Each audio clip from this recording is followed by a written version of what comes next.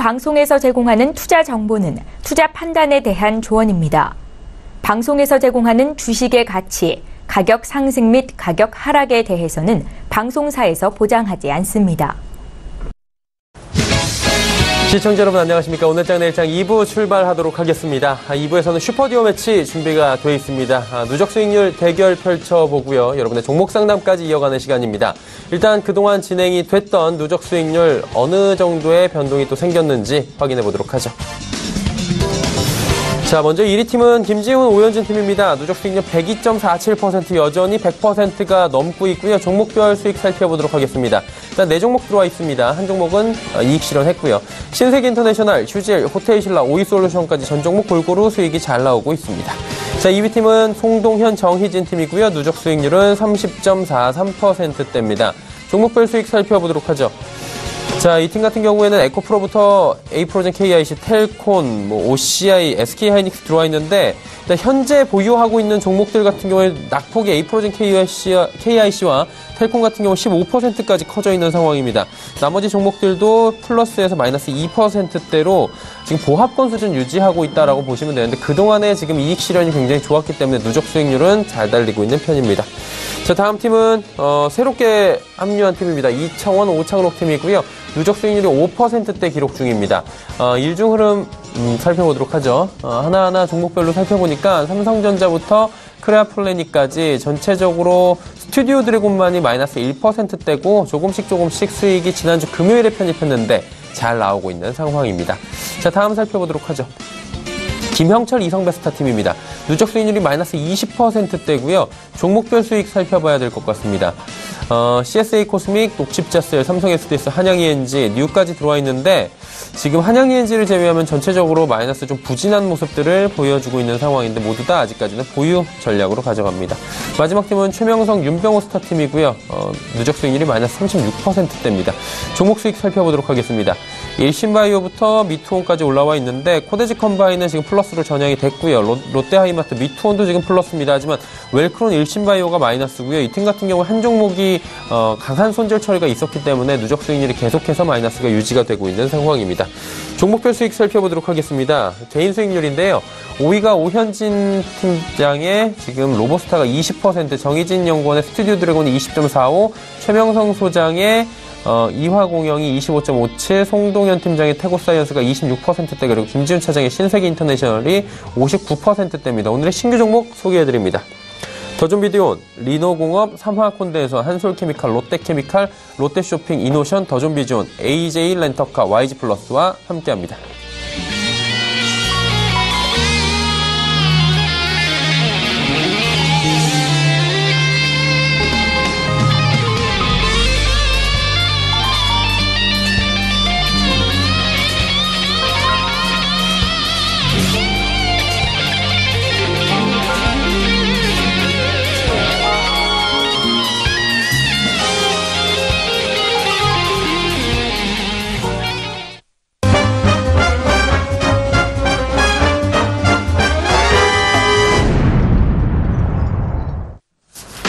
자, 오늘장 내일장 2부 출발하도록 하겠습니다. 슈퍼듀오 매치 바로 출발할 예정인데요. 슈퍼듀오 매치의 진행 룰부터 먼저 소개해드리도록 하겠습니다.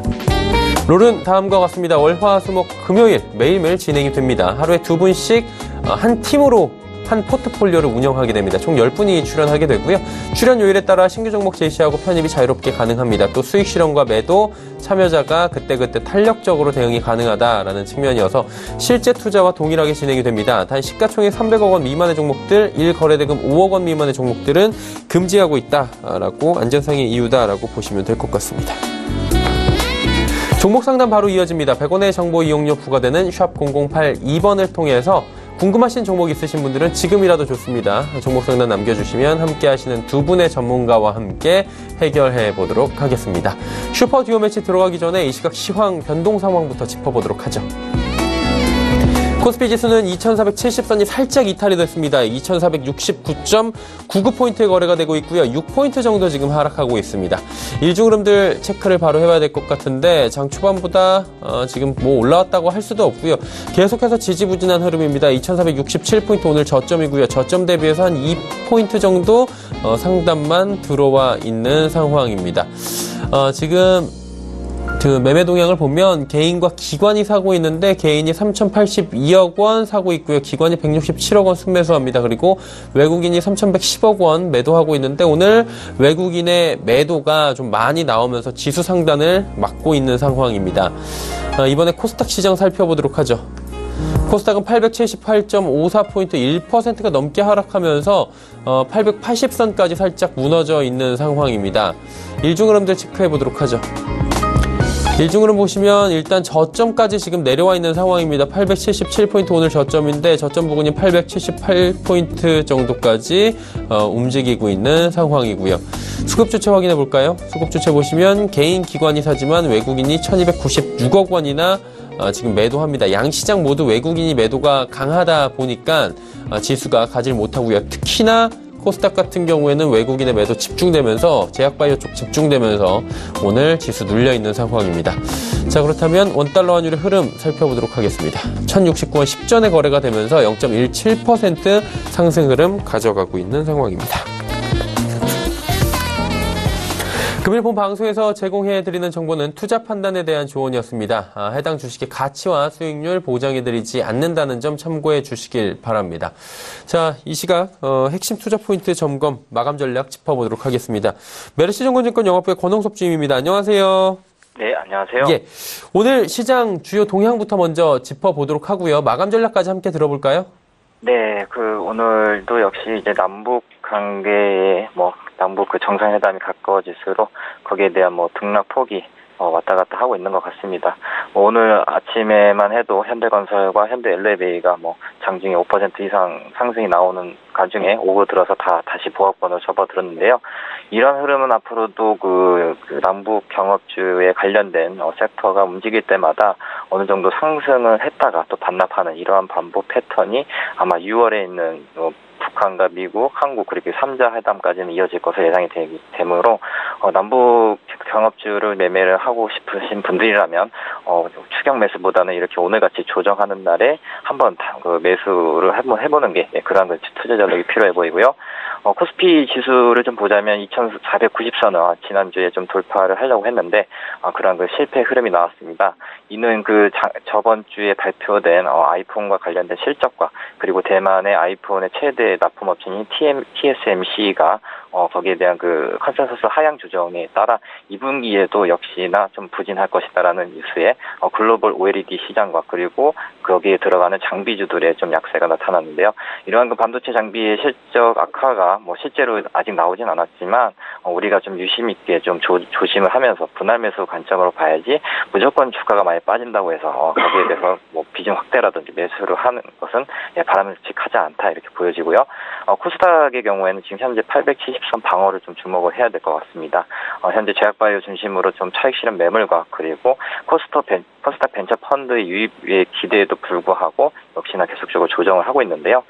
이는 제약바이오가 조정을 하고 있는데 이러한 흐름은 남북 경협주의 수급이 어느 정도 일정 몰리고 또한 그동안 소외받았던 내수주들 보험주들 이런 주들 쪽으로 수급이 몰리다 보니까 아무래도 좀 거기에 대해서는 아직까지 수급이 외국인들이 들어오지 않고 있다 이렇게 볼 수 있겠습니다.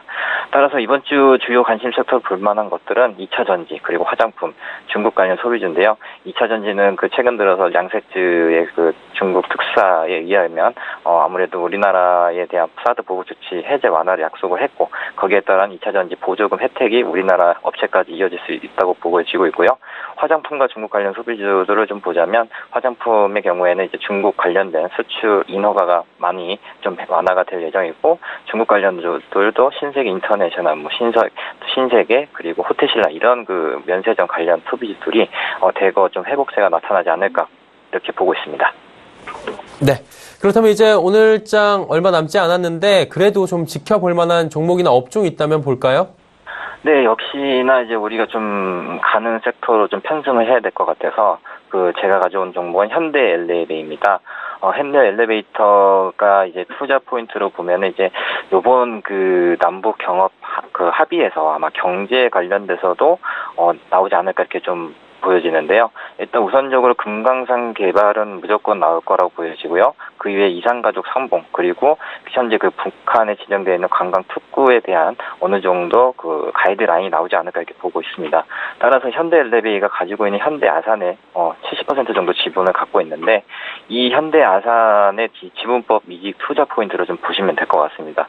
현재 현대엘리베이가 이렇게 상승한 이유는 현대아산이 현재 KOTC에 상장이 되어 있는데, 지난 3월부터 5월까지 지금 현재 4월달까지 거의 한 400% 넘는 그런 수익률이 나타나고 있는데, 주가가 13,000원에서 현재 5만 원대에 좀 거래를 하고 있는 실정으로서 거기에 대해서 현대엘리베이터가 지분법 이익으로 상승을 했다 이렇게 보시면 될 것 같고요.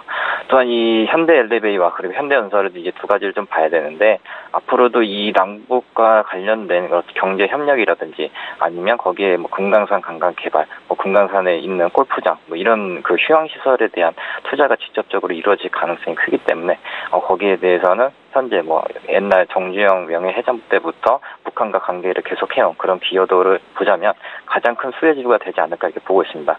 따라서 저는 이 종목에 대해서는 매수 추천가는 오늘 종가 정도에 오늘 좀 하락장이 나오는데, 종가 정도에 매수를 해보고요. 목표가는 15만 원, 손절가는 짧게 89,000원 정도 매매를 잡고 하시면 될 것 같습니다. 네. 현대엘리베이터 오늘 매수가는 종가 부근에서 지금 하락하는 부근에서 잘 잡아서 목표가 15만 원, 그리고 손절가 짧게 89,000원, 변동이 워낙에 큰 종목이기 때문에 꼭 지켜달라고 말씀해 주셨습니다. 오늘 말씀 잘 들었습니다. 네, 감사합니다. 네, 메리츠증권증권 영업부 권홍섭 주인과 함께했습니다.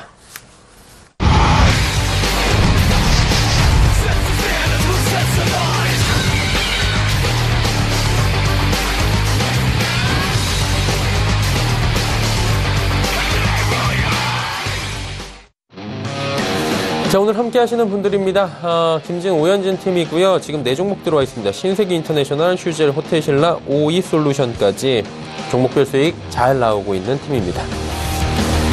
함께 하시는 분들 바로 소개해드리도록 하겠습니다. 메리츠증권증권 영업부 김지훈 차장, AR 인베스트먼트의 오현진 팀장 두 분과 함께합니다. 어서 오세요. 네, 안녕하세요. 안녕하십니까. 예. 기존에 보유하고 계신 종목들에 대한 AS부터 먼저 받아본 뒤에 신규 종목 가도록 하겠습니다. 일단 김지훈 차장께서 먼저 해주실 텐데, 신세계 인터내셔널부터 가볼까요? 네, 일단 신세계 인터내셔널 지난주에 한번 14만 원대를 한번 찍은 걸로 지금 나오는데요. 제가 14만 원대 목표가 말씀드렸는데 다시 한번 만약에 14만 원대로 나온다면 신세계 인터내셔널 정리하도록 하겠습니다. 일단 지금 추세는 아직 깨지지 않았고요. 지금 12만 원대 다 도로 지금 주가가 조금 빠졌지만 오늘 다시 올라오는 추세에 있고요. 일단 큰 모멘텀은 역시 이제 한중 해빙무드 관련해가지고 내수 관련주들이 좀 중국 소비 관련된 주식들이 전반적으로 좀 크게 빠지지 않고 강하게 하방 경직성을 지지하면서 좀 잘 버텨주고 있다는 걸로 보고 있고요.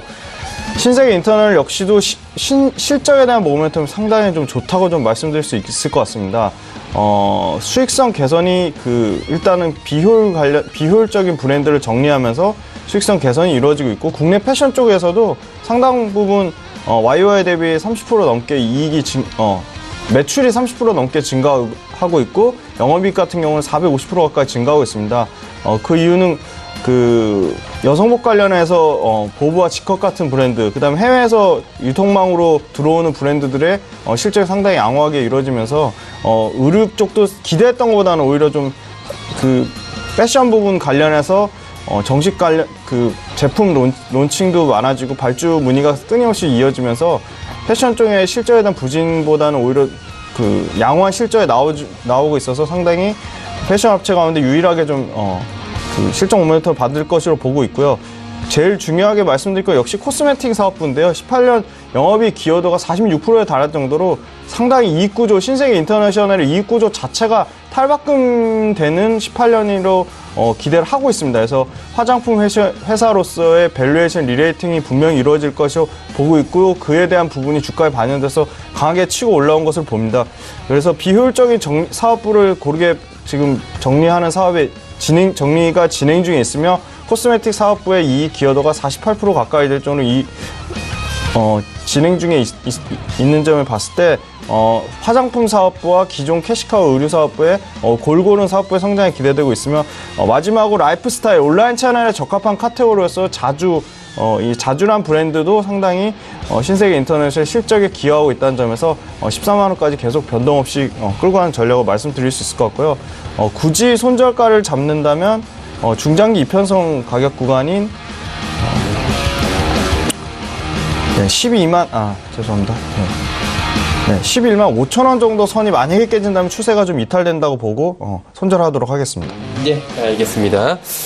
다음 휴젤 종목은 어떻게 할까요? 네, 휴젤은 지금 60만 원, 64만 7천 원까지 지금 최고가를 찍은 오늘 좀 부진했습니다. 휴젤 역시도 중장기 추세는 여전히 견조하게 지지되고 있다고 보고 있고요. 휴젤도 역시 조금 그 바이오 관련된 레포트가 나온 거에 조금 영향을 어느 정도는 좀 받은 걸로 보이지만 휴젤에 대한 이익 모멘텀은 좀 견조하다고 말씀드릴 수 있을 것 같습니다. 비용, 판관비라든지 광고비 같은 비용 부분을 많이 이제 털면서, 마진이 좀 더 좋아질 것이라고 보고 있고요. 오히려, 지난번에도 한번 말씀을 드렸지만, 국내 그 필러 시장이 소비자들의 그 가격 경쟁이 치열했던 부분에서 여기서 그 필러의 소비자라고 하면 의사하고 환자 쪽에서 프리미엄 제품을 선호하면서 가격 하락이 둔화되고 있다는 점은 휴젤이나 메디톡스 같은 1등 업체들이 상당히 수혜를 받을 것이라 보고 있습니다. 그리고 해외 시장에서 수요는 지속적으로 늘어나고 있습니다. 그래서 국내 톡신 부분에 조금 부진한 부분은 해외 실적 모멘텀으로 좀 만회를 할 것이라고 보이고요. 올해 전반적인 전체 매출액 증가율만 해도 20%대, 영업이익 증가율도 약 15% 추정하고 있기 때문에 올해도 여전히 실적 모멘텀은 견조할 것이라 보고 있습니다. 유럽과 중국의 임상 3상 완료가 주가 모멘텀으로 좀 한 번 더 작용할 것이라 보고 있고요. 올해 하반기에는 유럽과 중국에서 완료될 것이라 보고 있고 이 부분은 2020년 안에, 그러니까 2019년에는 출시가 예상될 것으로 기대를 하고 있습니다.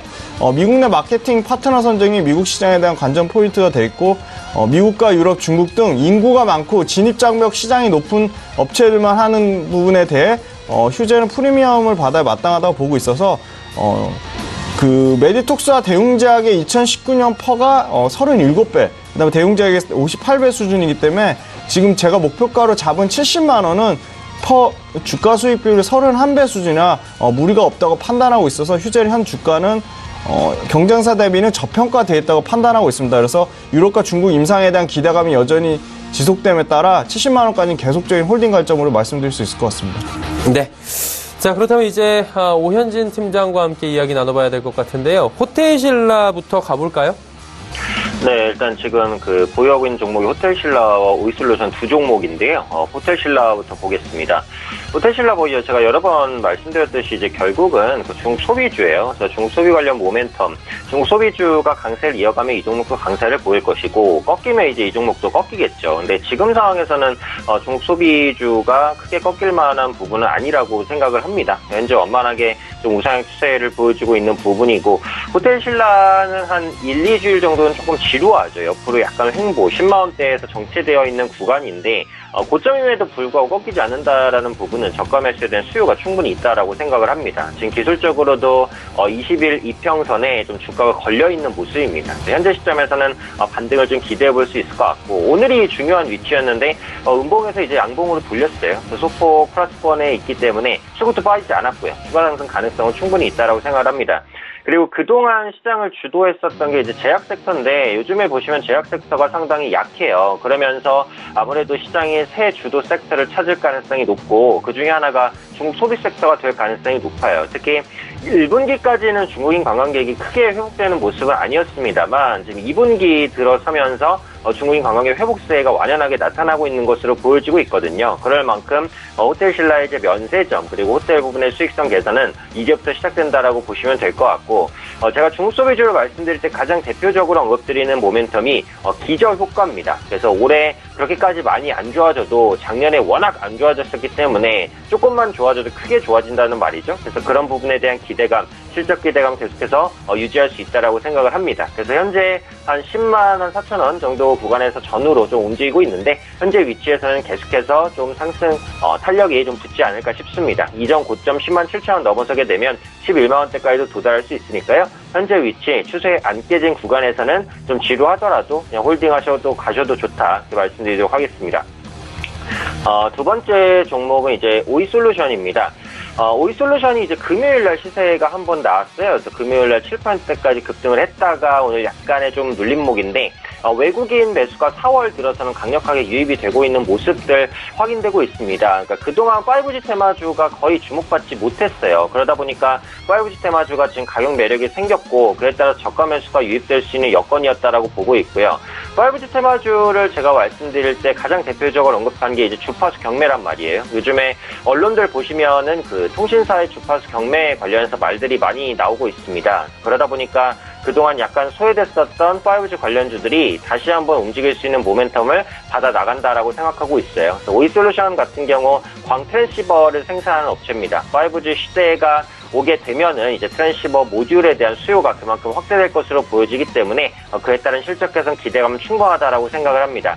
금요일장에 이제 단기적인 수급 유입이 있었지만 지금 위치 아직까지도 여전히 저평가라고 생각을 합니다. 한 13,000원까지는 중기적으로 열려있다라고 생각을 하고 있고, 이제 이평선을 돌파하고 추세적인 상승으로 들어가려는 초입 구간이라고 보여지고, 외국인의 수급도 견조하죠. 그래서 무리 없이 홀딩하면서 좀 그 추가 수익 노려보도록 하겠습니다. 네. 두 종목에 대한 AS를 해주셨고요. 오늘 한 종목이 또 비어있는 상황이기 때문에 신규 종목 저희가 소개를 받아보면서 어떤 종목이 편입될지 하나하나 체크해보도록 하죠. 종목 다시 한번 확인하죠. 자, 오늘의 종목은 더준 비지온, 리노공업, 삼화콘덴서, 한솔케미칼, 롯데케미칼, 롯데쇼핑, 이노션, 더준 비지온, AJ 렌터카, YG 플러스까지 총 10종목입니다. 김지훈 차장과 함께 종목 이야기 들어가 보도록 하죠. 어떤 종목 받아볼까요? 네, 먼저 더존비존 말씀드렸습니다. 예. 더존비존 이제 역시 B2B 솔루션과 국내 ERP 솔루션 시장의 탑 기업인데요. 경영관리 서비스를 중소기업 위주로 제공하는 국내 대표 B2B 솔루션 기업입니다. ERP라고 하는 부분에서 작년 기준 연결 매출 55%의 가장 큰 비중을 차지하고 있고요. 투자 포인트로 말씀드릴 수 있을 것 같으면 클라우드 효과랑 이익 개선의 증대, 그다음에 신사업부 추진입니다. 2018년 18%에 해당하는 2대 사업인 클라우드 매출이 올해 같은 경우는 28%까지 고성장할 전망으로 보고 있습니다. 흥미로운 점, 클라우드 성장이 가속화되면 될수록 ERP와 정보보안, 그룹웨어 등 전반적인 연관 사업들의 성장률이 동반 개선한다는 점입니다. 클라우드 사업을 통해 비즈니스 모델 혁신을 꾸준히 이루어가고 있고요. 이익 개선 측면으로 보시자면 2013년 14%의 저점을 기록한 이후 올해 같은 경우는 27%까지 영업이익률이 대폭 상승할 전망입니다. 작년에는 25% 기록했고 5년치가 계속 꾸준히 상승하고 있습니다. 더존비전 같은 경우는 신규 사업도 준비를 하고 있는데 핵심 사업부 ERP 외에도 기업 고객의 저변 확대를 위해서 DERP를 개발하고 있습니다. 기존의 타겟은 중소기업 위주였으나 DERP를 통해서 대기업 시장에도 진출할 계획을 가지고 있고요. DERP 같은 경우는 글로벌 표준을 지향하고 있어서 외산 ERP를 사용하는 대기업 고객들의 윈백 시스템, 그래서 운용 중인 경쟁사의 시스템을 자사의 제품으로 바꿔주는 마케팅을 계속 진행 중에 있어서 이에 따라 상당 부분 수요 흡수를 기대를 하고 있는 전망입니다. 웹 기반 비즈니스 포털 위하고도 개발 중에 있는데요. 기업이 필요로 하는 ICT, 그다음에 자원과 커머스, 핀테크, 그다음에 빅데이터 광고 등의 비즈니스 플랫폼을 지원할 계획을 가지고 있습니다. 외산 ERP의 단점이 오히려 더존비전에게 기회 요인이 되고 있는데, 이 부분은 외산 ERP가 대체로 비용 이상의 상대적으로 많이 들어가고 있고 최적화가 상당히 까다로운 측면이 있기 때문에 더존비전의 ERP 사업은 일회성 성격의 라이선스 매출보다는 꾸준한 현금 흐름이 발생하는 성격의 유지보수 매출이 많아져서 오히려 매출의 안정성과 가시성이 높아지고 있다는 점 상당히 긍정적으로 보고 있습니다. 그리고 더존비전 같은 경우는 최근에 기업 고객의 신규 ERP 도입 시 클라우드 서비스 방식을 먼저 제안하는 편이며 연간 사업의 패키지 판매로까지 이어지고 있어서 매출의 증가세가 안정적으로 이루어지고 있다는 점입니다. 더존비전의 ERP 침투율은 약 17%로 추정하고 있고요. 최근에는 기업을 지원하는 세무회계사무소와 한국공인회계사협회와 협력하면서 자격증 시험 시장에도 솔루션을 제공하면서 잠재 고객을 넓혀가고 있습니다. 중장기 목표가는 한 7만 원 선을 예상하고 있고요. 올해 매출 증가율은 한 15% 정도를 예상하고 있어서 최근에 주가가 조금 뭐 7%, 8% 당일 급락이 왔을 때 빠르게 회복되는 걸 봤을 때 상당히 하방 경직성을 강하게 유지하고 있다. 그래서 더존비전은 목표가 7만 원 선을 잡고 만약에 5만 원 밑으로 깨진다면 매수해볼 만한 가격대가 아닌가 그렇게 판단하고 있습니다. 네, 지금 가격이 54,000원 정도인데 5만 원 정도를 매수 타이밍으로 잡아주셨습니다. 다음 종목 가보도록 하죠. 네, 다음 종목은 리노공업을 말씀드렸습니다. 리노공업도 상당히 좀 많이 올라왔지만 하방이 경직되어 있는 좀 좋은 IT 핵심 소재 관련된 기업인데요. 일단 1분기 매출은 402억, 그 다음 영업이익은 149억으로 기존 추정치 대비 매출액과 이익이 상향 조정되고 있습니다. 그래서 상당히 긍정적으로 보고 있고요.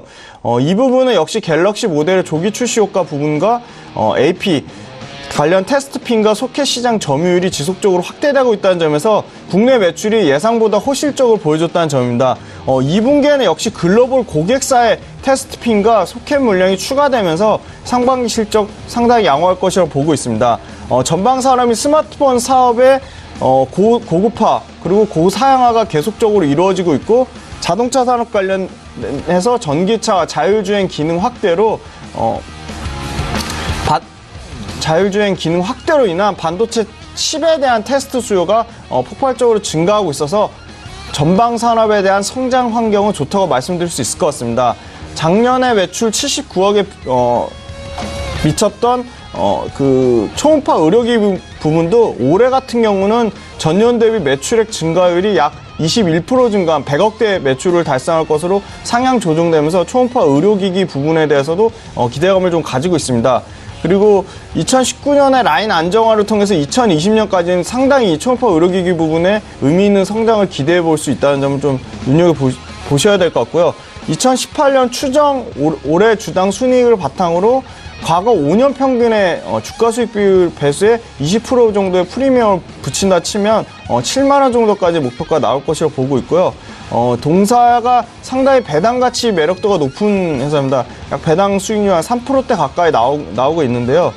배당 수익률과 더불어 최근 IT 시장 환경 변화에 따른 표준화된 메모리 반도체 칩보다 다품종 소량 생산의 비메모리 반도체 칩에 대한 수요가 커지면 커질수록 IC 검사용 소켓의 수요는 계속적으로 증가 추세에 있다는 점이고요. 최근에 그 파인피치라고 그러죠. 파인피치는 인접한 반도체 회로 내에서 센터와 센터까지의 거리인데 휴대폰이나 디카처럼 소형 제품일수록 작은 기판에 부품들이 실장되어야 하기 때문에 부품 간의 간격이 적어지는 게 파인피치인데요. 파인피치에 대한 수요가 계속적으로 늘어나면 늘어날수록 이 검사용 소켓과 테스트핀에 대한 수요는 증가될 것을 보고 있기 때문에 리노공업은 소모품의 성격이 있기 때문에 상당히 그 산업에 대한 변동폭에 비해 그 수요가 좀 안정적으로 증가하는 기업이라고 볼 수 있고요. 리노공업도 목표가 7만 원 말씀드리고 지금 가격대에서 최소한 가격이 10% 이상이 조정이 온다면 충분히 매수해볼 만하다고 말씀드릴 수 있을 것 같습니다.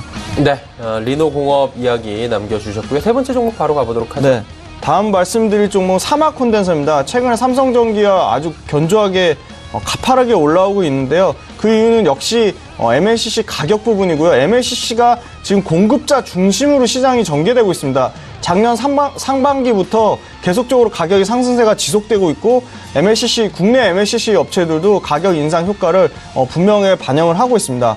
수급 불균형이 단기간 내에는 해소되기 힘들 것이라 보고 있고요. 최근에 글로벌 저가 시장의 MLCC 시장을 주도하는 대만의 야교라는 업체가 OPM 마진이 올해 기준 약 37%에 해당할 정도로 상당히 그 MLCC 쪽 마진이 좋다고 보고 있습니다. 국내 MLCC도 당연히 그 가격 인상 효과를 누릴 것으로 보고 있고요. MLCC의 수급 불균형이 그 일본 쪽 MLCC 업체들이 전장용 1등이 무라타 업체가 전장용으로 집중하면서 계속적으로 저가형 MLCC의 공급량은 수요 공급이 상당히 타이트할 것으로 보고 있습니다. 일부 증설용 그 범용 장비 조달 기간이 1년 이상 길어졌기 때문입니다. 수요는 전장과 5G, IoT 등 모멘텀이 상당히 풍부하다고 말씀드릴 수 있을 것 같고요. 공급 증가율은 5%대 비해서 수요 증가율은 최소 20%대를 예상을 하고 있기 때문에 올해 전체 사막 콘덴서의 연간 매출액도 30% 이상 증가한 2,500억 대를 예상을 하고 있고, 영업이익은 전년도 YY 대비 150% 증가한 550억 대를 예상하고 있습니다. 그래서 해외 피어 그룹 대비 OPM 영업마진의 상승을 고려했을 때 주가는 여기서 더 상향되어 맞다고 보고 있고요. 글로벌 MLCC 업체의 올해 기준 주가 수익 비율 20배 수준을 봤을 때 현재 사막 콘덴서의 PER 수준은 15배 수준입니다. 그래서 업사이드가 열려있다고 보고 있고요. 최근에 3월달까지 주요 제품 고객사별로 추가적인 제품 가격 인상이 계속적으로 진행되고 있고, 델파이 같은 신규 고객사의 매출이 인식되고 고수익 전장용 MLCC 비중도 확대됨을 고려했을 때 사막 콘덴서 같은 경우는 중장기적으로 그 MLCC의 호황 사이클과 맞물려서 2020년까지는 계속 상승 모멘텀을 받지 않을까 해서 8만 원 이상을 보고 있습니다. 네, 사막 콘덴서 아직도 상승 여력이 굉장히 더 있다라고 짚어주셨고요.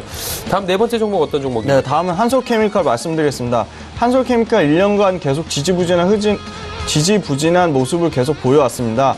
그 이유는 역시 컨텀닥 소재 매출이 감소하면서 그렇게 실적이 기대치 못 미쳤기 때문인데요. 올해는 과산화수소 쪽 실적이 꾸준히 계속적으로 성장하고 있고, 과산화수소도 역시나 그 소모성 부품의 여지가 있기 때문에 매출의 안정성이 보장된다는 점입니다. 1분기의 영업이익은 220억으로 1분기의 영업이익은 220억, 매출액은 1376억 수준으로 시장 기대치를 소폭 하회하는 수준으로 예상을 하고 있지만, 반도체 업황 호조에 따라 과산화수소의 실적이 견조한 흐름을 하반기까지 계속 이어갈 것이라 보고 있습니다. 2018년 전체 연간 영업이익은 1,000억대를 예상을 하고 있기 때문에 동사의 실적이 1분기가 저점이 되지 않을까, 그래서 1분기를 저점으로 계단식 상승세를 보여줄 것으로 보고 있습니다. 과산화수소 작년 말에 8% 이상 증설됐는데 증설된 물량이 2분기부터 본격적으로 반영될 전망입니다. 그리고 신규 성장 동력 프리커서 같은 경우는 매출액이 전년 대비 55% 성장한 550억대의 상당히 좋은 호실적을 예상을 하고 있습니다. 그리고 마지막으로 테이펙스 자회사죠. 테이펙스의 전자재료 사업에서 본격적으로 매출이 확대되면서 자회사의 실적 개선 모멘텀을 이어질 것으로 보고 있고요. 전년도 수준 이상의 실적을 보여줄 것을 보고 있기 때문에 퀀텀닷 소재는 오히려 올해 삼성전자가 제품 라인업을 확대함에 따라 더 이상은 다운사이드 요인이 아니라고 보고 있습니다. 그래서 소재 기업 중에 최선호주로 볼만하다고 판단하고 있고요. 프리커서와 테이펙스의 전자재료 사업 본 궤도에 올라오면서 제품 포트폴리오가 안정적으로 다변화되어 있고 실적 안정성이 높다는 점에서 한솔케미칼 역시도 주요 고객사 삼성전자의 평택 2기 팹과 M15 물량 대응의 증설의 모멘텀까지, 최근의 증설 모멘텀까지 중장기 목표가는 9만 원 선을 예상을 하고 있습니다. 네, 한솔케미칼 역시 아직도 갈 길이 멀다라고 짚어주시는 것 같고요. 이제 마지막 다섯 번째 종목 가볼까요? 네, 롯데케미칼을 말씀드리겠습니다. 롯데케미칼 미국의 에탄크래커가 계속적으로 가동이 본격화되면서 북미 지역 에틸렌 가격이 큰 폭의 하락을 보였습니다. 북미 지역 석유화학 기업들의 제품 수출이 증가하면서 아시아 가격에 부정적일 수는 있지만 지난달 북미 가격의 큰 폭의 하락 원인은 신규 ECC가 가동되면서 가동 물량이 증가됐기 때문입니다.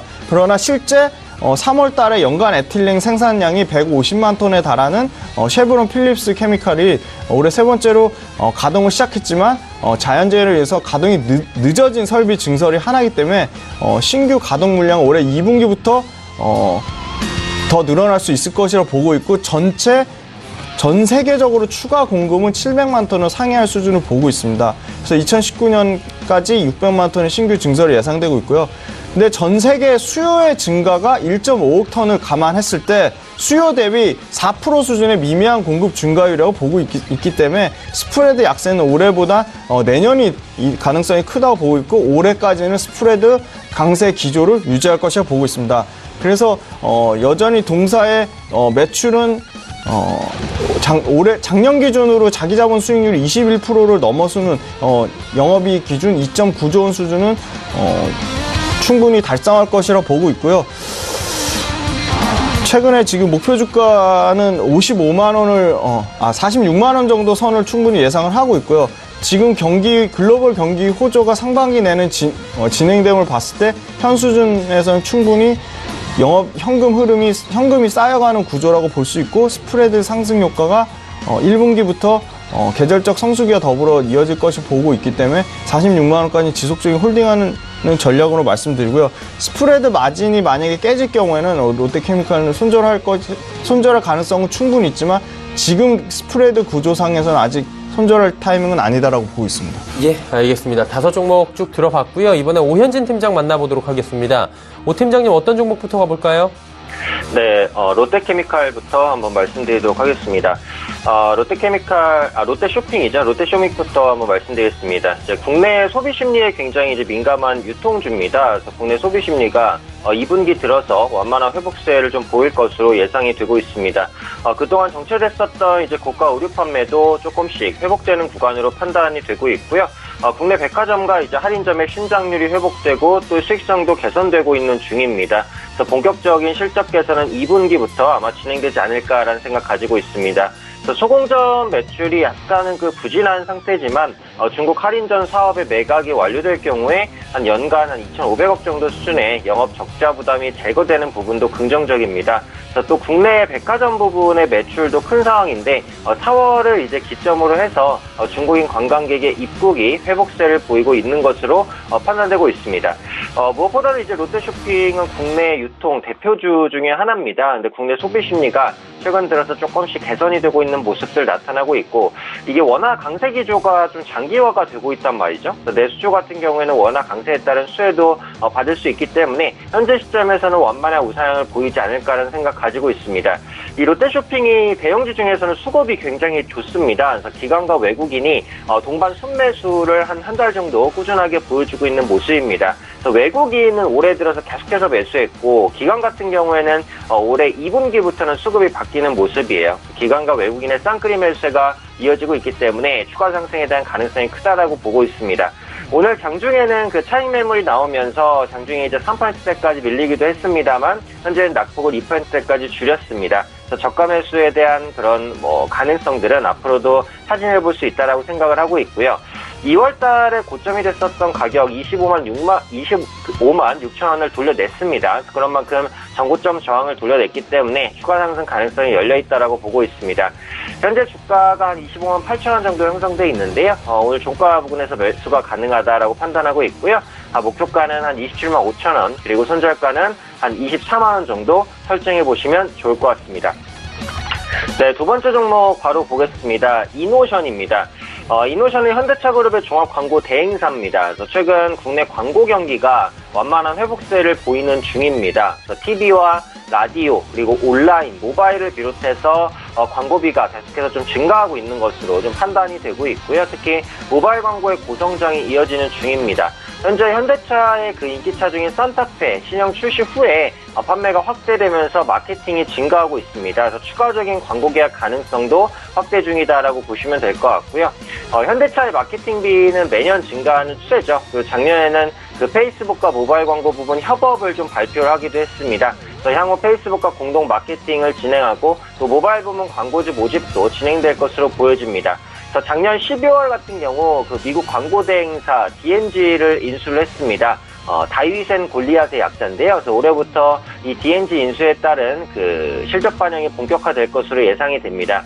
이 D&G의 미주 시장 점유율도 증가 추세에 있기 때문에 이노션의 전체 실적 개선에도 충분한 도움을 줄 수 있을 것이다라고 판단하고 있습니다.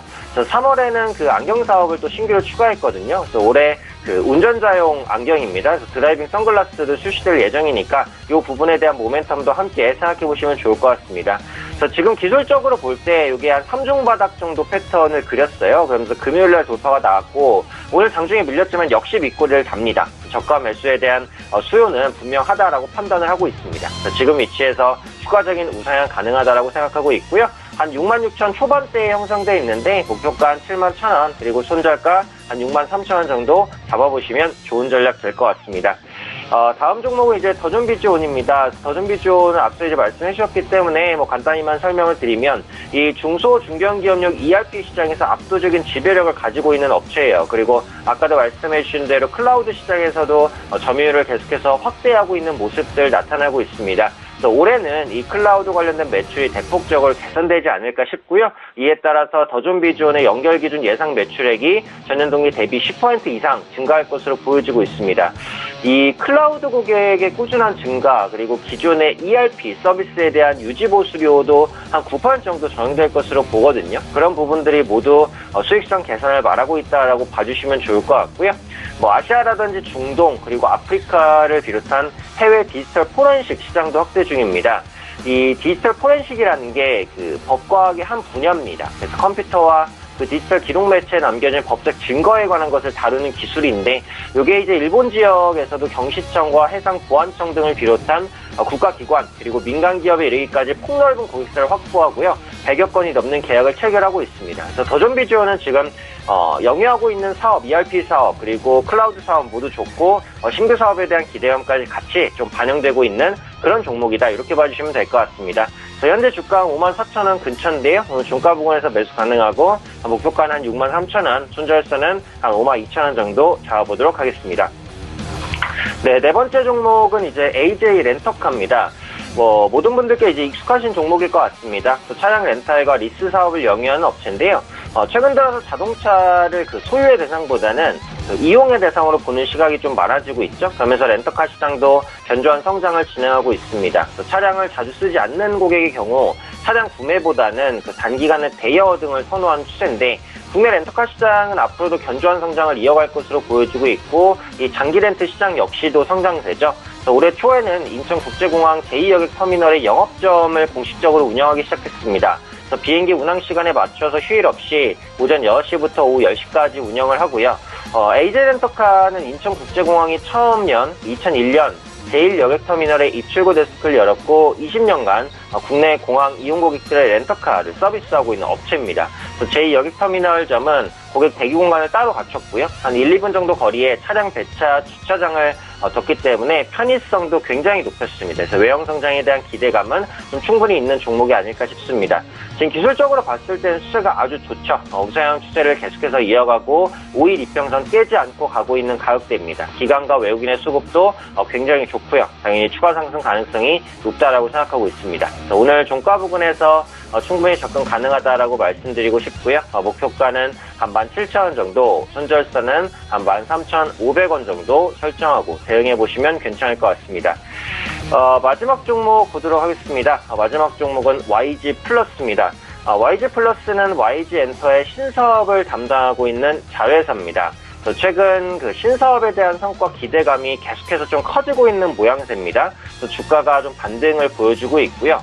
4월부터 그 포털업체인 네이버가 운영하는 네이버 뮤직의 서비스 운영 대행을 시작했습니다. 그리고 추가적으로 그 네이버가 계획 중인 인공지능 기반 음악 서비스를 구현하기 위해서 지난 1월 인공지능 기반 엔터 데이터 서비스를 제공하고 있는 그레이스노트와 그 뮤직 관련 업무 협약을 체결을 했습니다. 또 일본 라인뮤직과 K-POP 콘텐츠 공급 계약도 체결했거든요. 또 음원 유통 사업도 함께 확대시켜 나가는 모습 확인되고 있습니다. 또 지난달에는 이제 중국 코스메틱 유통업체와 레시피어 화장품 중국 유통 양해각서를 또 체결을 했습니다. 현재 화장품 사업 같은 경우 YG 플러스가 주력하고 있는 신사업 중에 또 하나란 말이죠. 또 최근 사드 갈등 완화로 인해서 화장품주의 투자 심리가 상당히 빠르게 개선되고 있는 상황입니다. 그래서 이런 부분에 있어서도 모두 다 높은 점수를 줄 수 있을 것 같아요. 성장에 대한 기대감에 의해서 추가적인 상승 시도하지 않을까 싶고요. 여기 기술적으로 봤을 때 4월 11일에 그 장대 양봉을 띄우면서 대량 거래량을 한번 동반을 했습니다. 그리고 그 대량 거래량에 터진 그 장대봉의 중간점을 이탈하지 않고 지지하고 추가 상승을 시도하고 있어요. 보통 패턴적으로 볼 때 이런 모습이 나타났을 때는 추가 상승에 대한 가능성을 좀 크게 본다라고 생각을 하거든요. 그런 관점에서 좀 가벼운 종목이니까 단기간에 높은 수익을 노릴 수도 있지 않을까 싶습니다. 그래서 오늘 종가 한 2,580원 정도 예상되는데요. 종가 부근에서 접근을 하게 되신다면 한 목표가는 2,800원, 그리고 손절선은 2,450원 정도 설정해보자 말씀드리도록 하겠습니다. 네, YG 플러스까지 이야기를 쭉 들어봤습니다. 지금 포트폴리오가 한 종목이 비어있는 상황인데 오 팀장님이 매도를 하셨으니까 다시 넣어주시겠습니까? 네, 오늘 제가 신규로 한 종목을 편입할 텐데요. 제가 편입할 종목은 이노션입니다. 이노션이 이제 아까 말씀드렸듯이 이제 광고 시장 회복에 따른 수혜를 좀 받을 수 있는 종목이다라고 생각을 하고 있고, 오늘 말씀드린 5종목 가운데서는 그래도 가장 안정적인 흐름을 보이지 않을까라고 생각하고 있는 종목입니다. 광고 시장이 사실 굉장히 몇 년 동안 안 좋았었거든요. 근데 올해 들어서 완만하게 회복되고 있고, 그 광고 전망 지수도 조금씩은 올라오고 있는 것 같아요. 그래서 이노션 같은 경우는 작년 말부터 시작해서 올해 초까지 조정이 굉장히 크게 나왔습니다. 그러다 보니까 이제 저점에 대한 매력도 있다고 생각하기 때문에 현재 위치에서 완만한 수급 개선 나타날 것 같습니다. 이게 대형주고 거래가 이렇게 많은 종목은 아니다 보니까 한 번에 탄력적인 움직임은 안 나올 거예요. 하지만 매수하고 좀 중장기적으로 끌고 나가겠다, 내가 성향이 한 달에서 한 두세 달 정도는 보유할 수 있는 성향이다 라고 생각을 하신다면 지금 위치에서는 공략해 볼 만한 종목이다, 이렇게 말씀드리도록 하겠습니다. 네. 자, 이노션까지 오늘 편입을 하게 되면서 이제 포트폴리오가 변경이 좀 생겼습니다. 새롭게 5종목이 지금 꽉 찼는데요. 포트폴리오 짧게 한번 확인해 보도록 하죠. 자, 포트폴리오 5종목 들어와 있는 부분 확인할 수가 있습니다. 신세계 인터내셔널, 슈젤, 호텔신라, 이노션, 오이솔루션까지 지금 5종목 꽉 찼고요. 이노션이 또 좋은 수익을 내기를 기대해 보도록 하겠습니다. 종목 상담 바로 이어가 보도록 하겠습니다. 100원의 정보 이용료 부과되는 샵 0082번을 통해서 궁금하신 종목들 많이 보내주셨습니다. 자, 이제 한 종목 한 종목 만나보도록 하겠습니다. 먼저 3301번님께서 보내주신 종목이고요. 바이넥스입니다. 15,250원에 비중 20% 매도 시기가 궁금하다라고 하셨어요. 김지훈 차장님 어떻게 할까요? 네, 바이넥스 좋은 회사입니다. 굉장히 500리터의 미생물 배양기와 5,000리터 규모의 동물세포 배양기를 포함해 총 12,000리터의 생산 설비를 보유하고 있고요. 에이프로젠 같은 회사들의 위탁도 맡아서 CMO 사업을 진행 중에 있습니다. 그리고 캐시카우인 안과사업부 쪽에서 안질환 치료제라든지 인공눈물 같은 부분도 상당히 좀 안정적으로 매출이 발생하고 있고요. 역시 최근에는 레미케이드 바이오시밀러 에이프로젠 관련해서 CMO 사업 진행하고 있고, 최근에 역시 카티라 그래가지고 항암치료 관련, 면역항암 치료제 관련 요법이 좀 이슈가 되면서 빠르게 주가가 올라왔지만 좀 더 충분히 이 바이오 CMO 관련된 사업, 그리고 안정적인 캐시카우 사업을 갖고 있다는 점에서 바이넥스는 좀 더 추가 상승 여력은 분명히 있다고 판단하고 있고요. 여기서 주가의 추세가 꺾였다고는 생각하고 있지는 않습니다. 그래서 가격적으로 말씀드리면 네. 지금 중장기 추세에 가격이 뜬 부분이 13,500원 선부터 급격한 상승이 올라왔거든요. 그래서 13,500원 선을 이탈하지 않는다면 계속 보유 관점을 말씀드리고, 굳이 목표가를 말씀드린다면 개인적으로 한 18,000원 선까지는 한번 올라가지 않을까 그렇게 판단하고 있습니다. 예, 알겠습니다. 바이넥스에 대해서 긍정적으로 말씀을 해주셨고요. 오현진 팀장님과 한 종목 가도록 하겠습니다. 1213번님께서 LS 종목이고요. 75,795원, 비중이 50%, 매도가 설정 부탁드립니다 하셨습니다. 예, 어느 정도에 매도할까요?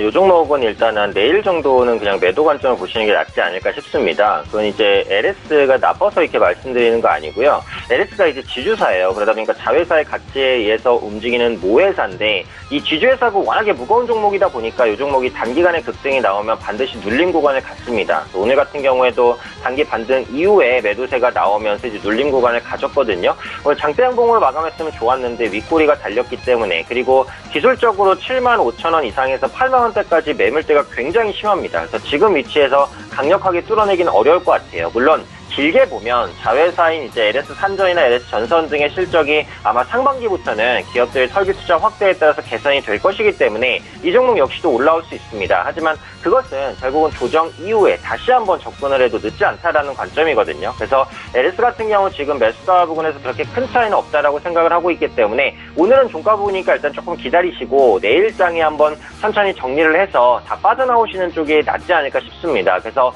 LS 같은 경우 일단 한번 빠져나오신다면 한 7만원 초반까지는 다시 한번 눌릴 수 있어요. 그래서 그때 매수를 다시 하시면 그때 가서는 수익을 볼 수 있는 여건들이 훨씬 더 많이 형성이 되니까 일단은 매물대 부담이 있어서 한 내일장의 매도 관점을 말씀을 드리고요. 한 7만원 초반대까지 조정 왔을 때 다시 매수하셔도 늦지 않겠다, 이렇게 말씀드리도록 하겠습니다. 네, 일단은 내일장 정도에서 천천히 정리하신 뒤에 7만원 초반에서 다시 재매수 구간이다 라고 짚어주셨습니다. 오현진 팀장은 시간 관계상 이쯤에서 좀 보내드리도록 하겠습니다. 고맙습니다. 네, 감사합니다. 네. 예상 체결지수 바로 체크해 보도록 하겠습니다. 지금 3시 26분, 27분 향해 달려가고 있는데요. 코스피부터 먼저 확인해 보도록 하죠. 코스피 지수는 2472포인트대입니다. 일단 2470포인트 위로 다시 올라와 있는 상황입니다. 장 후반에 그나마 조금씩 지수가 낙폭을 만회하는 수준인데요. 일중 흐름들 체크를 해보도록 하겠습니다. 일중으로 보시면 2477부터 2467까지 빠졌다가 2472포인트대까지 장 후반에 그나마 좀 회복을 하는 모습인데 회복하는 게 딱 중간 정도입니다. 답답한 흐름들 종일 이어졌고요. 일중으로 봤고요. 수급 주체 확인해 보도록 하죠. 수급 보시면 많이 꼬였습니다. 특히나 외국인이 3,509억 원이나 지금 순매도를 하면서 지수 누르고 있는 상황이고요. 기관이 매수로 전환은 했습니다. 근데 기관 매수 물량이 많지는 않고요. 오늘 개인이 거래소에서 3,180억 원이나 아주 많은 물량을 다시 매수하고 있는 상황입니다. 시가총액 상위 종목들의 흐름입니다. 삼성전자가 강보합 전환이 됐습니다. 259만 원대까지 올라왔고요. SK하이닉스의 약보합입니다. 그리고 현대차가 4위 약보합입니다. 셀트리온이 7% 가까운 하락이 지속적으로 이어지면서 25만 원도 지금 위태위태해 보입니다.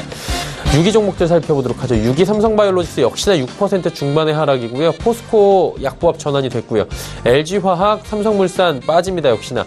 KB금융 오늘 금융주들이 그나마 좀 선방을 하면서 마지막에 빨간불로 되돌렸습니다. KB금융 강보합이고요. 자, 이번에 코스닥 시장 넘어가 보도록 하죠. 880선 살짝 이탈이 되어 있습니다. 879.34포인트. 조금 전 실시간 검색어에 코스닥도 올라왔습니다. 아무래도 낙폭이 커지다 보니까 많은 분들이 코스닥 왜 이래? 이러면서 검색을 하고 계신 것 같습니다. 1.11% 빠지고 있고요. 일중으로 보시면 사실 오늘 요란하게 움직이는 것 같지만 결국에 위아래 상단 하단이 그렇게 크진 않습니다. 877포인트 오늘 저점이고요. 현재도 저점 부근에서 장 막판에 더 이상 올라가지 못하고 마무리가 되는 모습들 확인할 수가 있습니다. 수급 주체 확인해 보도록 하죠.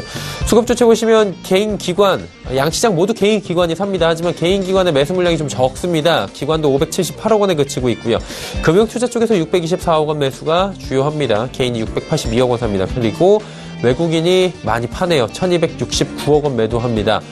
코스피도 그렇고 코스닥도 그렇고 오늘 외국인의 매도가 무섭습니다. 시가총액 상위 종목들의 흐름 마지막으로 짚어볼 텐데 셀트리온자 들어가면 오늘 일단은 낙폭이 큽니다. 셀트리온 헬스케어도 8만원 초반까지 밀려 내려왔고요. 신라젠이 낙폭이 지금 큽니다. 10만원 무너졌고 9만원까지 무너져 있습니다. HLB가 어느새 주가가 시총 3위까지 올라왔습니다. 3거래일 연속 상승이고요. 오늘 주가 11만원 부근까지 상승합니다. 메디톡스 약보합이고요. CJENM은 강보합입니다. 다음 살펴보도록 하죠. 6위부터 10위 종목들인데 바이로메드가 시총 6위까지 밀려 내려오네요. 4.55% 빠집니다. 펄어비스가 2.62% 상승. 나노스가 시총 지금 8위까지 올라왔습니다. 오늘 상한가 다시 터치하면서 상한가 닫으면서 마감합니다. 셀트리온, 제약, 코오롱 티슈진 모두 빠집니다.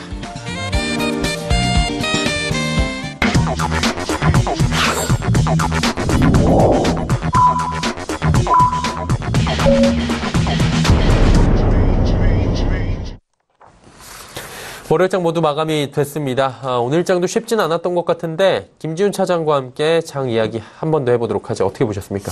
역시 그 남북경협 기대감에 따라 훈풍을 기대했는데 외국인들이 좀 많이 팔면서 찬물을 끼얹은 것으로 보입니다. 예. 그만큼 남북정상회담에 따른 시장의 온도차가 상당히 크다고 보고 있고요. 최근에 좀 특이한 게 남북경제협력에 대한 기대감으로 뭐 시멘트, 건설, 그다음에 뭐 기계, 전선까지 다 뭐 경업주로 연결돼서 전혀 실적과 무관하게 좀 올라가는 좀 기이한 현상이 있다고 보고 있고요. 그리고 제약바이오 관련된 그 하락은 조금 그때 뭐 유진투자 관련된 레포트도 나왔지만 충분히 좀 주의는 하셔야 될 거라고 보고 있습니다. 오히려 최근에 바닥권에서 올라오고 있는 현대건설기계라든지 뭐 현대산업이라든지 실적에 대한 모멘텀과 기저효과 계속적으로 말씀드리면 작년에 워낙 실적이 안 좋았기 때문에 기저효과로 올라오는 종목들은 바닥권에서 올라오기 때문에 크게 가격적으로도 부담이 없고 그리고 상승할 때 또 굉장히 탄력적으로 올라간다는 점을 봤을 때 오히려 바이오주에 대한 부담감이 있으신 분들은 바닥권에서 올라오는 기저효과를 충분히 누릴 수 있는 종목들 중에 최근에 빠르게 좀 큰 폭의 상승이 보여주는 종목들에 오히려 관심을 가지라고 좀 말씀드릴 수 있을 것 같고요. 또 주의해야 될 게 그 미 국채금리 10년 만기 수익률이 지난 20일 기준으로 9.56%까지 다시 올라왔거든요. 이 부분 또 폭락으로 이어지지 않을까. 그에 대한 그 글로벌 금융시장 폭락에 대한 리스크는 충분히 국채금리에 대한 급등에 대한 경계감을 상당히 가져야 될 것이라 보고 있어서 올해 이번 주에 발표된 그 주요 미국을 포함해서 PMI, 구매관리자 지수 예상보다 부진하거나 무역전쟁과 인플레 압력이 원자재 관련해서 커질 경우 금융시장의 민감도는 높아질 것이라 보고 있기 때문에 이번 주는 좀 더 보수적으로 접근해보자 그렇게 말씀드릴 수 있을 것 같습니다. 네, 기대감도 굉장히 모락모락 올라올 수 있는 순간이지만 보수적인 접근도 유효한 구간이다라고 경계감을 표현을 해주셨습니다. 이쯤에서 김지훈 차장을 좀 보내드리도록 하겠습니다. 메리츠증권증권 영업부의 김지훈 차장과 함께했습니다. 고맙습니다. 감사합니다. 네. 마감지수 체크하도록 하겠습니다. 코스피부터 만나보도록 하죠. 0.09% 하락하면서 약보합 마감이 됐네요. 2,474포인트대의 거래가 마감이 됐고요. 코스닥은 낙폭이 좀 컸습니다. 1.14%나 떨어진 879.03포인트의 거래가 마감이 됐습니다. 원달러 환율 짚어보도록 하겠습니다. 상승 흐름 가져갑니다. 1원 70전 올라가면서 1,069원에 정확히 마감이 됐습니다. 자, 오늘장 이슈들 바로 짚어보도록 하겠습니다. 헌터스 경제연구소의 김진석 소장 준비 중입니다.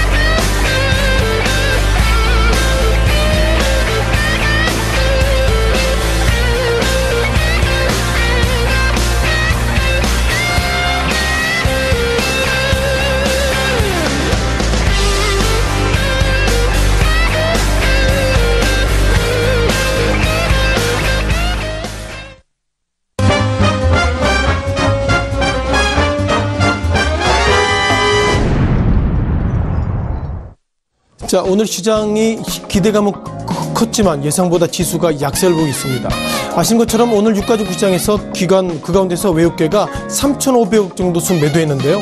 자, 아신 것처럼 한국과 북한 어떻게 보면 허니문 이렇게 좋은 이슈가 오는 데서 왜 외국계가 오늘 매도했을까요? 제가 볼 때는 허니문 이슈보다도 지난주 토요일 날 끝난 미국 증시 관련돼서 애플이 4% 급락 이런 부분들이 오늘 한국 증시를 좀 어렵게 만드는 것은 아닌가 이렇게 허니문 이슈와 애플 이슈를 좀 분리해서 보는 것이 맞다 이렇게 보겠습니다.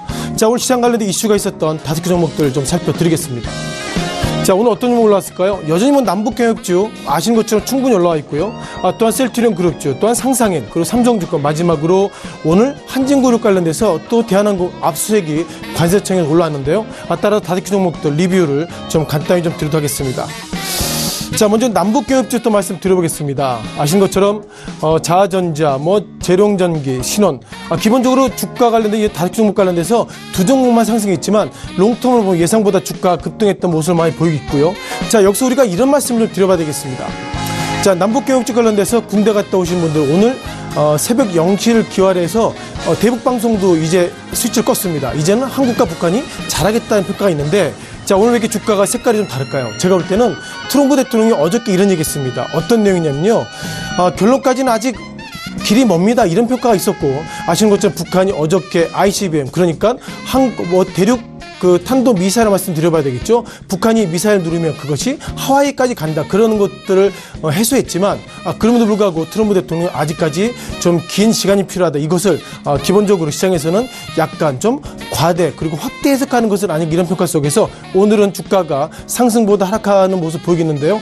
자, 27일이면 얼마 안 남았습니다. 그때까지 어떤 결과물이 나온다 하더라도 중요한 것은 27일 돼서 그때 확정되기 때문에 지금은 1위 때론 1비하는 것이 맞다 이렇게 말씀드려보겠고요.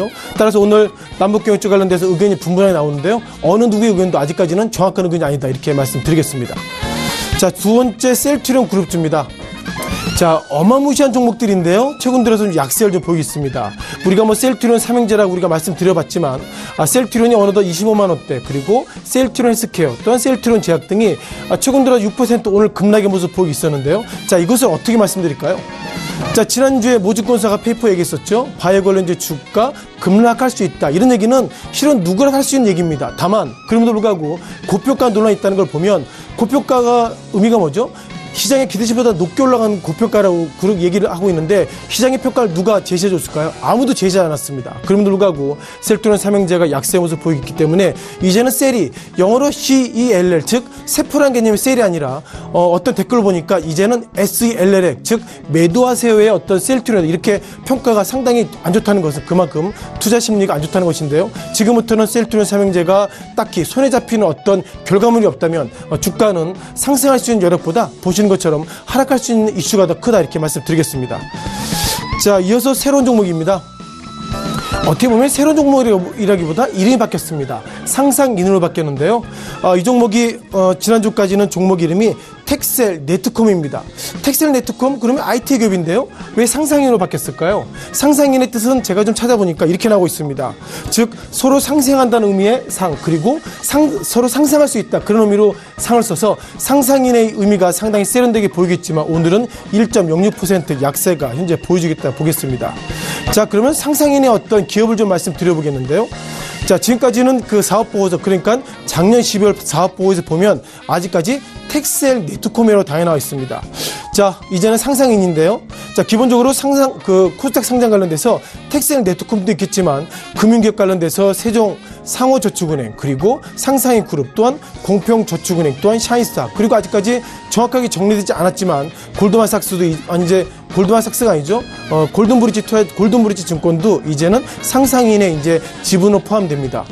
따라서 제가 볼 때는 이렇게 서로 이제 IT를 넘어서 금융까지 가고 있기 때문에 앞으로는 우리가 이제는 상상인 그룹이다. 즉 IT를 넘어서 금융 그룹이다. 그런 관점 속에서 상상인 이름 바꿨습니다만 오늘은 1.06% 약세를 보고 있습니다. 아무도 이런 시각이 있는 것 같습니다. IT 만드는 기업들이 과연 금융그룹을 만들어서 좋아질까? 이런 어떤 의구심을 반영되고 있어서 자, 그런 결과 결국 이름 바뀌었지만 오늘은 1.06% 약세로 마감됐다라고 말씀드리겠습니다. 자, 네 번째 삼성증권 리뷰를 드려봐야 되겠죠. 이 종목이 좀 정리가 안 됩니다. 오늘 35,800원대고요. 오늘 뭐 고가가 35,950원에 뭐 기본적으로 약세 모습 보이겠는데 아시는 것처럼 삼성증권 즉 4월 초부터 뭐 예상치도 않은 거 가지고 어떻게 보면 배당이 현금 주식으로 들어왔는데 그것을 그 삼성증권 지점에서 또한 본사 애널리스트가 그것을 보나마나 이거 착오로 들어왔음에도 불구하고 매도를 눌렀습니다. 그것 때문에 좀 손실폭이 커지고 있는데요.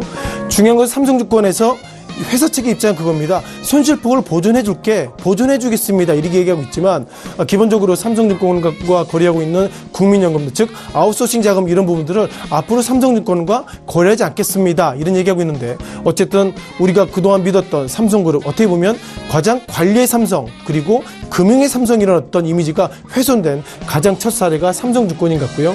따라 삼성증권 관련돼서 현재 뭐 조사 이런 부분도 있겠지만 중요한 것은 금융감독원이 삼성증권 나와서 지금 조사하고 있습니다.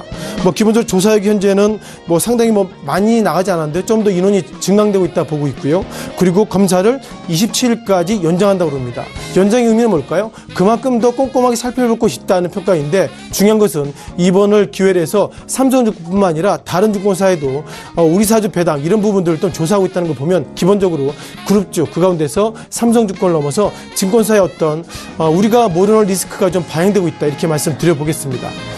자, 여기서 마지막 종목인데요. 자, 한진그룹입니다. 자, 한진그룹 우리가 뭐 예상보다 좀 진화가 좀 많이 되고 있죠. 한진그룹의 최근 이슈를 보면서 야, 정말 대기업이 저럴 수가 있나 저런 갑질이 정말 어마무시하다 그런 평가를 가지고 있는데요. 자, 오늘은 대한항공이 2% 급등 그리고 한진칼, 한진 또한 한국공항 등 전체로 빨간불이 보였습니다. 여기서 대한항공 코멘트를 드려봐야 되겠는데요. 지난 시기에 어떻게 보면 이번에 물벼락 갑질 그날 대한항공이 올랐습니다. 그때 제가 어떤 말씀 드렸냐면요.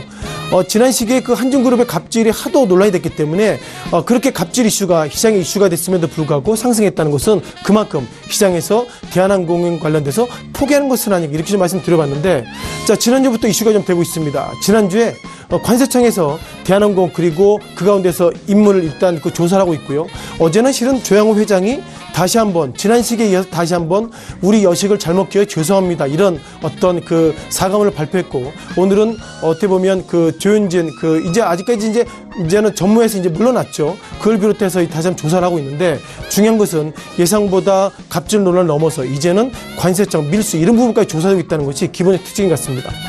자, 중요한 것은 어떻게 보면 아버지가 어저께 사과를 발표했다. 따라서 오늘이 주가가 상승했다 보는데, 이것이 과연 상승이 이어질까요? 예상보다 관세청의 조사가 심해지기 때문에 어쩌면 오늘 상승하는 것은 그동안 주가가 많이 급락했기 때문에 기계적인 상승, 이것 이외에는 아직까지 정리될 것이 없습니다. 기본적으로 검찰 조사 이런 부분들은 우리가 생물 같아서 계속 조사 중이기 때문에 어떻게 될지 몰라도 오늘의 상승을 가지고 많은 분들이 한진그룹들이 이제는 상승할 수 있다 이렇게 판단하시면, 제 소견으로는 아직까지 판단이 좀 오바라고 말씀드려보겠습니다. 자, 전체로 오늘 5개 종목들 리뷰를 들어봤는데요. 자, 무엇보다 그 대한항공을 비롯해서 한진그룹 예상보다 오늘 상승을 과연 어떻게 바라봐할지 그런 좀 고민이 커지고 있는 것 같고요. 또한 남북경협주 이번 주 27일 날 어떻게든 남한과 북한이 어떤 만남을 가질지 몰라도 그때까지는 많은 증권사 페이퍼들 예상보다 이번 주부터는 너무 과대평가하지 마세요. 기대하지 마세요. 평가가 있는데요. 자, 중요한 것은 27일까지 어느 누구도 모른다. 이런 부분들 다시 한번 말씀드려보겠습니다. 자, 지금까지 오늘 비가 오는 가운데서도 시장에 이슈가 됐었던 5종목들 간단히 설명을 좀 드렸습니다. 지금까지 시장에 이슈가 있었던 5개 종목들 말씀드렸습니다.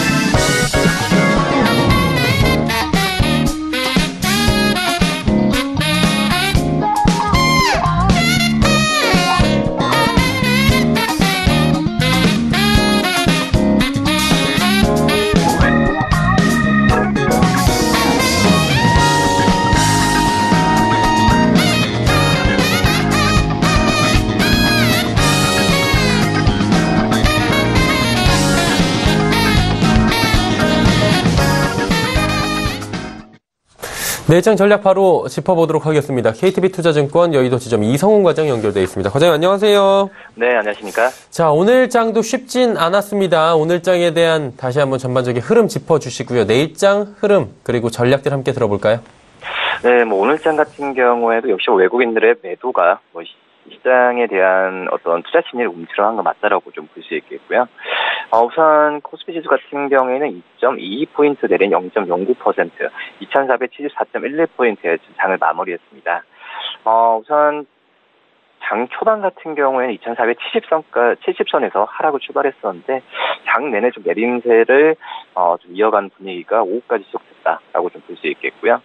역시 이런 영향 같은 경우 지난 주말 미국의 뉴욕 증시가 부진한 영향이 가장 컸다라고 볼 수 있겠고, 우선 모건 스탠리가 아이폰 판매 둔화 가능성을 언급하면서 애플이 마이너스 4.1%가 내려가면서 기술주들의 하락세가 주도했는데, 이런 부분 같은 경우도 우리나라 오늘 시장에서 시장에서 좀 악영향 미치지 않았나 여기 좀 판단이 되고 있습니다.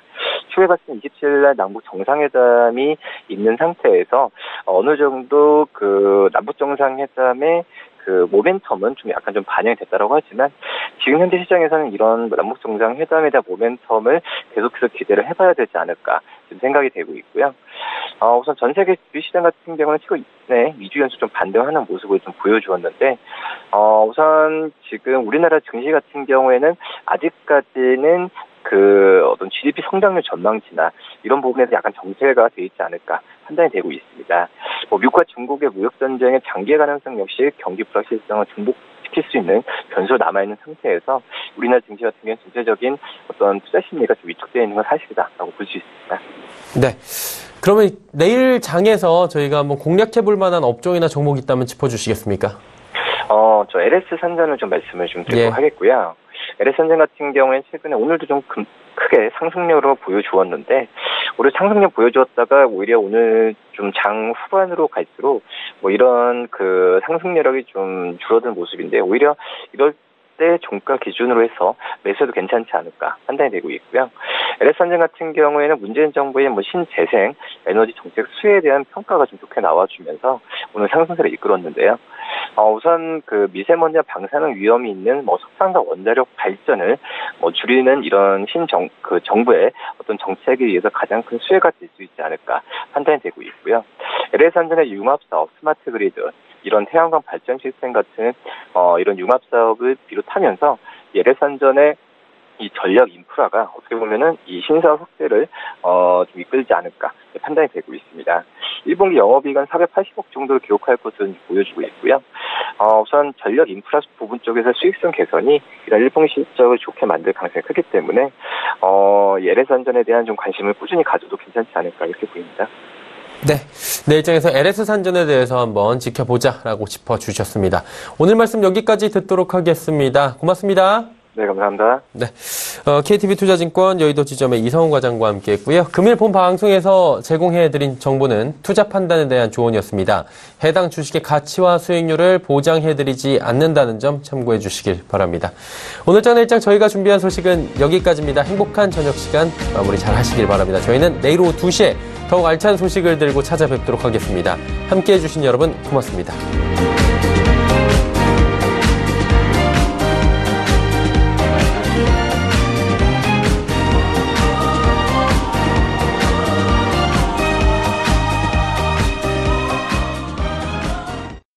본 방송에서 제공하는 투자 정보는 투자 판단에 대한 조언입니다. 방송에서 제공하는 주식의 가치, 가격 상승 및 가격 하락에 대해서는 방송사에서 보장합니다.